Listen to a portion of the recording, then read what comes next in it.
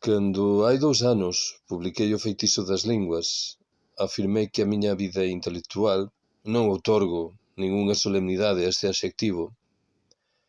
Era unha mesa con 4 pés: o do meu traballo na universidade, o do activismo político e social, o vinculado co mundo dese obxecto maravilloso que é o libro, e, en fin, o provocado polas linguas e o fascinio que xeran na miña cabeza. Debo confesar que hai un quinto pé. A miña mesa é un pouco heterodoxa. Falo agora do pé das extravagancias, que por razóns que descoñezo foron a máis cando me vou facendo máis vello, e por razóns que tamén ignoro se expresan as máis das veces en lingua galego-portuguesa.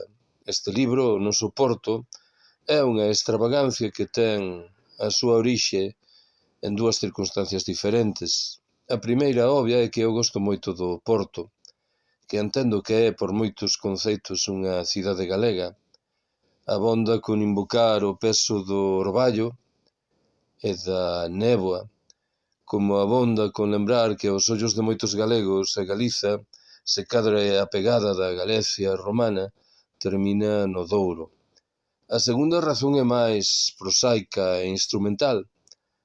Creo que cando un entra nunha librería na Coruña, en Compostela ou en Vigo, e demanda unha monografía que permita mergullar na condición presente da cidade do Porto, o único que vai provocar no libreiro é sorpresa. No mellor dos casos, ofrecerá un libriño que promete un feliz fin de semana no Porto, un libriño publicado, alén diso, en español.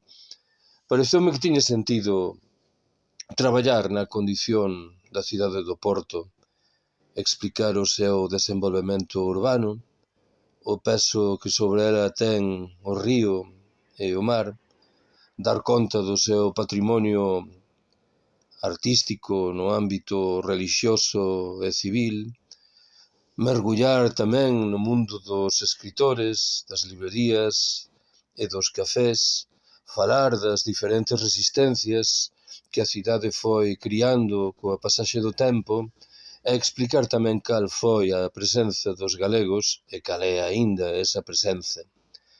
Debo agregar que disfrutei moito escrevendo este libro e que aprendí moito nesa tarefa, e por iso quero estar moi agradecido a través polo esforzo que fai na súa publicación.